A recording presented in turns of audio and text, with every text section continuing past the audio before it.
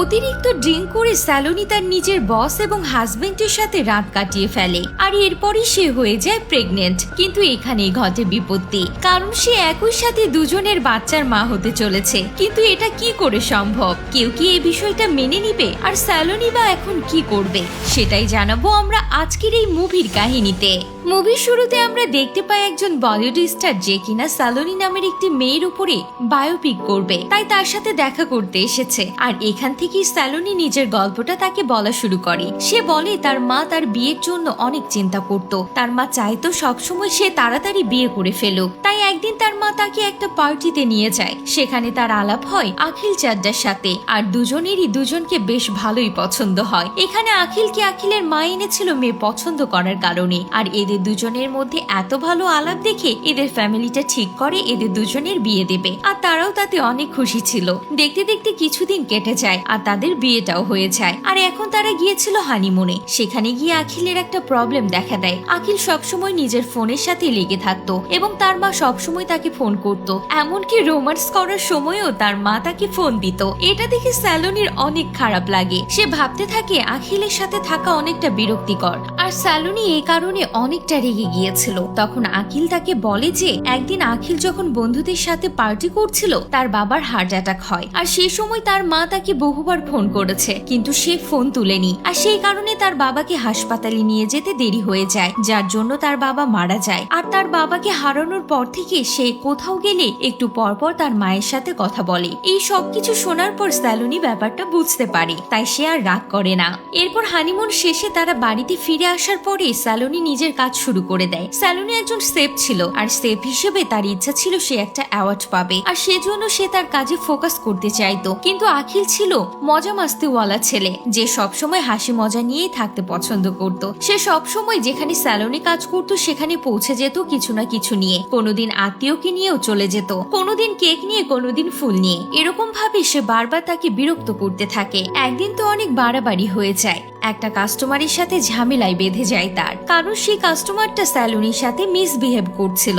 সেই কারণে আখিল সেই লোকটির উপরে হাত তুলে দেয়, আর এজন্য এখানে অনেক ঝামেলাও হয়। স্যালোনি তখন অনেক রেগে যায়। এজন্য স্যালোনি তাকে উল্টাপাল্টা বলা শুরু করে দেয়, আর তার মাকে বলে যে আপনি আপনার ছেলেকে ঠিকভাবে মানুষ করেননি, যার জন্য এই অবস্থা। এই সবকিছু শোনার পর আখিল খুব রেগে যায়, যার কারণে তাদের মধ্যে অনেক ঝামেলা হয়ে যায়। আর আখিল স্যালোনিকে বাড়ি থেকে চলে যেতে বলে, আর স্যালোনিও সেখান থেকে চলে আসে নিজের বাড়িতে। আর তার পরের দিন আমরা দেখতে পাই স্যালোনির একটা প্রেজেন্টেশন ছিল যেটা সে দিতে পারেনি, যার জন্য তার জবটাও চলে গিয়েছে। তাই সে পরের দিন গিয়ে আখিলের মায়ের কাছ থেকে ক্ষমা চায়। কিন্তু আখিলের উপরে সে অনেকটা রেগে গিয়েছিল, কারণ আখিলের জন্য একমাত্র সে আজকে এই অ্যাওয়ার্ডটা পেল না। তাই স্যালোনি ডিসাইড করে যে আখিলের সাথে সে ডিভোর্স নিয়ে নেবে। এরপর তারা ডিভোর্স ফাইল করে এবং তাদের ডিভোর্সও খুব তাড়াতাড়ি হয়ে যায়। আর তারপর স্যালোনি নিজেকে কেরিয়ারে ফোকাস করার জন্য শহর ছেড়ে অন্য শহরে যায় এবং একটি রেস্টুরেন্টে হেড শেফ হিসেবে জয়েন করে। এই হোটেলের অনারের নাম ছিল কুলদীপ, আর কুলদীপেরও পাস্টে একটা রিলেশনশিপ ছিল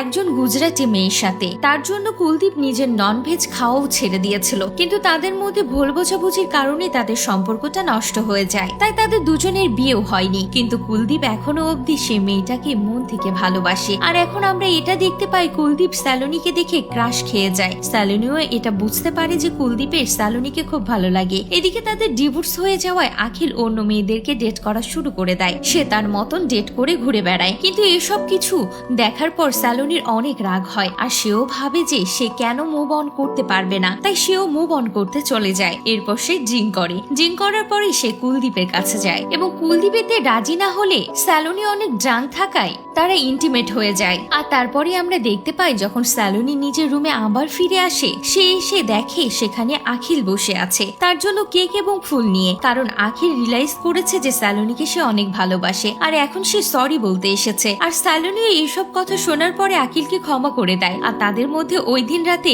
ইন্টিমেট সিন হয়। তারপর কেটে যায় অনেক দিন। 6 সপ্তাহ পরে স্যালোনি বুঝতে পারে যে সে এখন প্রেগনেন্ট, আর স্যালোনি ডাক্তারের কাছে যায়। কিন্তু স্যালোনি এটা জানে না যে বাচ্চার বাবাকে, কারণ ওই দিন রাতে তো সে দুজনের সাথেই ছিল।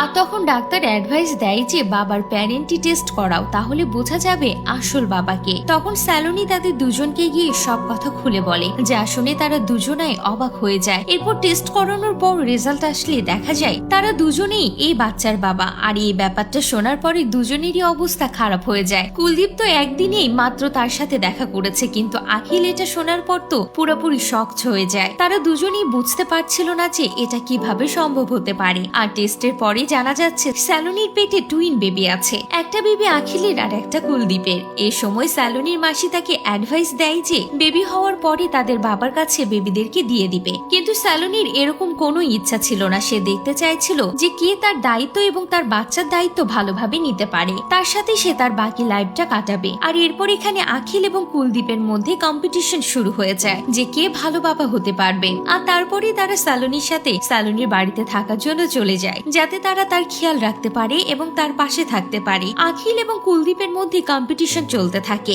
এদিকে আখিল নিজেকে প্রুভ করতে চায়, এদিকে কুলদীপ নিজেকে প্রুভ করতে চায়। এই সব কিছুর মধ্য দিয়ে অনেকটা দিন কেটে যায়, কিন্তু এরকম ফাইটিং এর চক্করে পড়ে স্যালোনি অনেক বেশি ডিস্টার্ব হয়ে যাচ্ছিল, যার জন্য স্যালোনি রেগে গিয়ে তাদের দুজনকে নিজের বাড়ি থেকে বের করে দেয়। তারপরে কুলদীপ বলে, তুমি আমার সাথে ভালোভাবে টাইম স্পেন্ড করার সুযোগই পাওনি, তাই আমি চাই তুমি আমার সাথে ডেটে যাও। যার জন্য কুলদীপ তাকে ডেটের জন্য জিজ্ঞাসা করে, আর স্যালোনিও এই কথাতে রাজি হয়ে যায়। কিন্তু এদিকে আখিল তো চায় না যে স্যালোনি তার আশেপাশে থাকুক, যার জন্য আখিল তাকে একটা জায়গায় আটকে রেখে দেয় আর তারপরে তার জায়গায় নিজে ডেটে চলে যায়। যা দেখার পরে স্যালোনি বুঝতে পেরে যায় যে আখিলই এসব করেছে, তাই সে ওখানে গিয়ে কোনো কথা বলে না। সে সোজা আবারও রিটার্ন চলে আসে আর কুলদীপও রিভেঞ্জ নেওয়ার জন্য তার ফোন চুরি করে নেয়। আর ফোন চুরি করে নেয়ার কারণে আখিল একটা নতুন ফোন কিনে নেয়। এরপর সে তার ডিটেকটিভ মামার কাছে যায় আখিলের ব্যাপারে খোঁজ খবর নেওয়ার জন্য। এরপর সেই ডিটেকটিভ মামা কুলদীপের রেস্টুরেন্টের জব নিয়ে নেয় এবং কুলদীপের উপর নজর রাখতে থাকে। এরপর ডিটেকটিভটা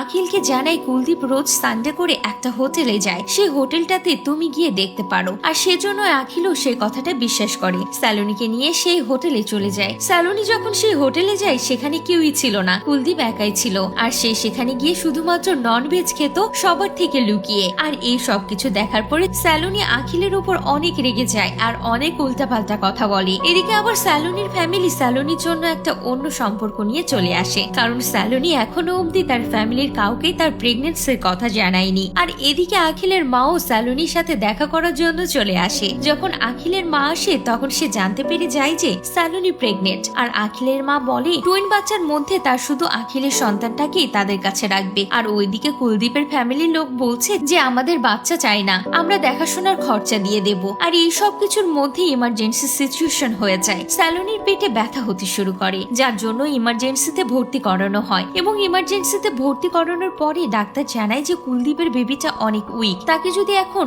অপারেট করে বার না করা হয় তাহলে কুলদীপের বেবিটা মারা যেতে পারে পেটের মধ্যে। আর এই সব কিছু শোনার পরে ডাক্তার এটাও বলে যে দুজনকে এটার জন্য সাইন করতে হবে। আর এর সাথে সাথে ডাক্তার এটাও বলে যে কুলদীপের বেবিটাকে অপারেট করে বার করা হয় তাহলে আখিলের বেবিরও ক্ষতি হতে পারে। আর তারপর ডাক্তার এটাও বলে যে দুজনের সই ছাড়া এই অপারেশন করা সম্ভব না, দুজনে সই করলে তবে এই অপারেশন শুরু হবে। এই কথা শোনার পরে কুলদীপ তো তাড়াতাড়ি সই করে দেয়, কিন্তু আখিল চিন্তায় পড়ে যায় যে সে কি করবে। আখিলের মা আখিলকে বলে যে ওর বাচ্চার জন্য তুমি তোমার নিজের বাচ্চাকে কেন বিপদে ঢালবে, কিন্তু এসব কথা আখিল কিছু শোনে না। সে দুটো বাচ্চার কথা ভেবে সই করে দেয় এবং অপারেশনও সাকসেসফুল হয়ে যায়। এখানে বাচ্চা এবং মা দুজনেই সেফ আছে। অপারেশন সাকসেসফুল হয়ে যাওয়ার পরে আখিল স্যালোনির কাছে গিয়ে বলে এতদিন আমি ভাবতাম যে তোমাকে আমি ভালোবাসি, কিন্তু এখন আমি রিয়েলাইজ করলাম এতদিন তোমাকে হয়তো আমি ভালোবাসতে পারিনি, কিন্তু এখন তোমাকে আমি ভালোবাসা শুরু করেছি। এখন আমি রিয়েলাইজ করেছি যে আমি কোন কোন ভুলগুলো করেছি আর কোনগুলো আমার ঠিক করা উচিত। আর তারপরে সে সেখান থেকে চলে যায়। তারপর স্যালোনির কাছে আসে কুলদীপ। কুলদীপ এসে স্যালোনিকে সব কথা বলে যে অপারেশনে কি কি হয়েছে এবং আখিল তাকে কিভাবে সাহায্য করেছে, কারণ আখিল যদি সই না করতো তাহলে এই অপারেশনটা হতোই না। এবং এটাও বলে যে আখিল তোমাকে সত্যি ভালোবাসে। আর স্যালোনিরও রিয়েলাইজ হয় কোথাও না কোথাও আখিল তার জন্য সবকিছু করেছে। এরপর কিছু সময় কেটে যায় আর তারপর আমরা দেখতে পাই স্যালোনি এখন অ্যাওয়ার্ডটা জিতে গিয়েছে। এই অ্যাওয়ার্ডটা দেওয়ার জন্য এখানে একটা টুইস্ট হয়। আসলে এই অ্যাওয়ার্ডটা দিতে আসবে কুলদীপেরই এক্স, যার জন্য কুলদীপ সেখানে থাকবে না, সে সেখান থেকে চলে গিয়েছিল। কিন্তু যদি হোটেলের মালিকই না থাকে তাহলে অ্যাওয়ার্ডটা দেবে কিভাবে, যার জন্য আখিল গিয়ে কুলদীপের কাছে রিকোয়েস্ট করে যাতে সে সেখানে যায় এবং অ্যাওয়ার্ডটাকে রিসিভ করে। এরপর তাকে অ্যাওয়ার্ড অনুষ্ঠানে নিয়ে যায় এবং অ্যাওয়ার্ড সেরেমনিটা ভালোভাবে হয়। তারপরে আমরা দেখতে পাই কুলদীপের এক্স তাকে তাকে বলে যে আমিও ননভেজ খাওয়া শুরু করে দিয়েছি আর আমি তোমাকে ভুলতে পারিনি। আর এই সব কিছুর মধ্যে আমরা দেখতে পাই কুলদীপেরও তার এক্স এর সাথে প্যাচ আপ হয়ে যায়। তারা দুজনেই দুজনকে ভালোবাসে। আর এদিকে অ্যাওয়ার্ড পাওয়ার পর স্যালোনি আখিলকে প্রপোজ করে দেয় আর তাদের আবারও বিয়ে হয়। আর এর সাথে সাথে এই মুভিটি শেষ হয়ে যায়।